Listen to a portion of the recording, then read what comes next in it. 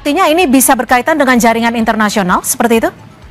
Sangat mungkin ya, sangat mungkin karena kan kita nggak tahu. Sekarang kan bagaimana cara mengakhiri hidup seseorang yang menjadi sasaran itu kan bisa dengan berbagai cara ya. Yang pertama mungkin CCTV itu kan hanya merupakan satu alat bukti pendukung ya. Tapi yang paling menentukan ini adalah dari hasil pemeriksaan forensik. Jadi di sini kedokteran forensik, Mbak, itu adalah bagaimana menentukan penyebab yang bersangkutan meninggal dan waktu yang bersangkutan almarhum itu meninggal.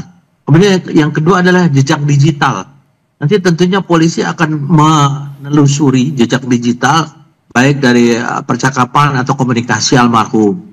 Kemudian yang ketiga, kalau kita lihat di TKP kan, saya mendengar dari teman-teman penyidik bahwa tidak ditemukan sidik jari lain, tapi itu kan baru informasi awal. Jadi akan sangat terlalu dini kalau kita mengatakan penyebab kematian. Yang jelas, yang bersangkutan itu kan meninggal dengan tubuhnya ada di mukanya dilakban, kemudian diselimuti dengan selimut ya. Kemudian juga tentunya dari CCTV itu kita lihat apakah memang ada gambar-gambar lain ataupun adegan-adegan lain selain dua orang yang masuk ke ruangan ke tempat tersebut.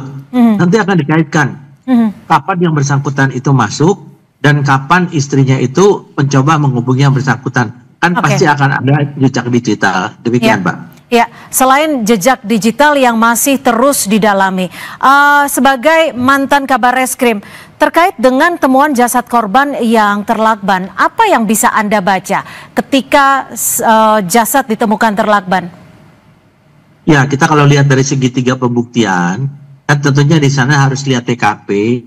Yang kedua juga alat bukti. Alat buktinya, bukti-bukti ini kan yang sementara dicari adalah dari sidik-sidik jari. Kemudian yang kedua juga ada medical record. Apakah dari medical record yang bersangkutan dengan meminum obat itu, apakah ada dampak bagi kesehatan yang mungkin bisa menyebabkan hal yang fatal bagi kesehatan yang bersangkutan.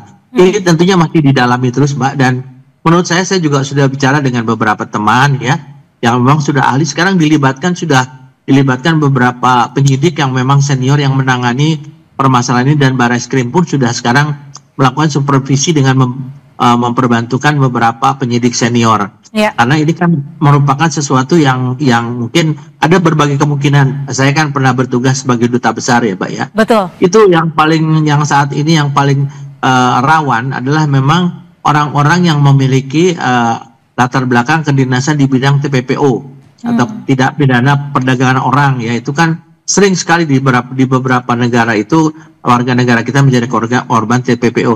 Dan korban TPPO ini kan mereka punya jaringan, punya sindikat. Ini tentunya akan menjadi salah satu objek daripada penyelidikan ya dari teman-teman baik dari Polsek, Polres maupun Polda di supervisi oleh Barreskrim. Demikian, Mbak.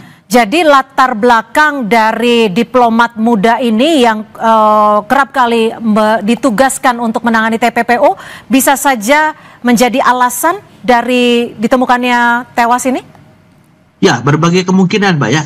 Pengalaman saya pada saat menangani korban yang tidak ada sama sekali tersangka ya. Maksudnya tersangkanya saat itu yang bersangkutan ditemukan secara tunggal ya. Tentunya kita harus mengambil dari beberapa kemungkinan.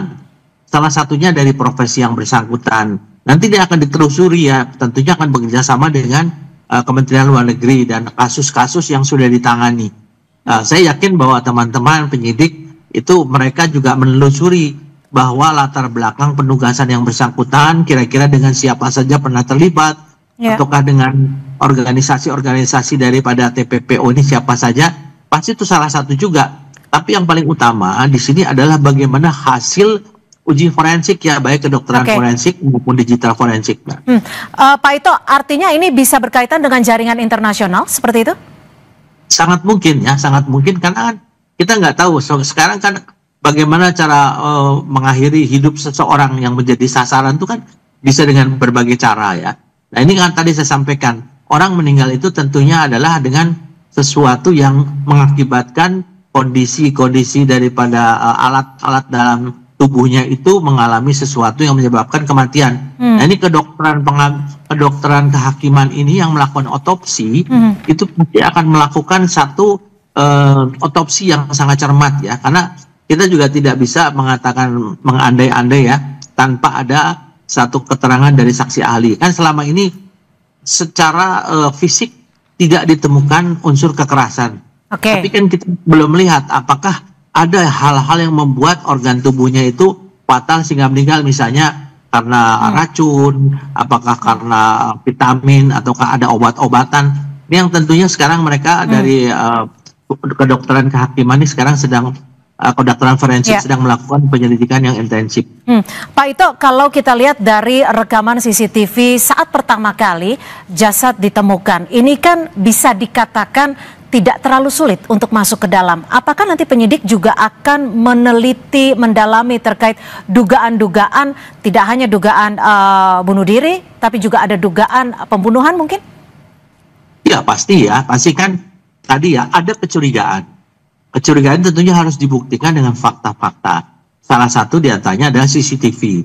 CCTV itu kan kelihatan bagaimana orang itu masuk, kapan orang itu masuk, dan itu nanti akan dikaitkan dengan waktu kematian daripada korban ya. Kalau misalnya orang masuk ya, kemudian waktu kematian korban sesudah waktu yang dimana orang itu masuk, kan bisa disimpulkan bahwa korban itu masih hidup pada saat orang itu masuk ya. Nah, ini akan menjadi objek daripada penyelidikan daripada penyidik. Jadi antara waktu kematian dengan waktu dua orang ini masuk, kemudian dengan waktu istrinya menghubungi, kepada siapa menghubungi, kemudian orang yang dihubungi ini melakukan apa, tentunya ini akan ditelusuri terus, Mbak, sehingga kita bisa lihat daripada waktu kematian dan CCTV itu salah satu juga jam berapa itu memasuki tempat tersebut, kenapa mereka memasuki, apakah memang ada komunikasi antara istri dengan mereka. Nah, ini yang akan menjadi objek penyelidikan daripada penyidik, menurut saya demikian.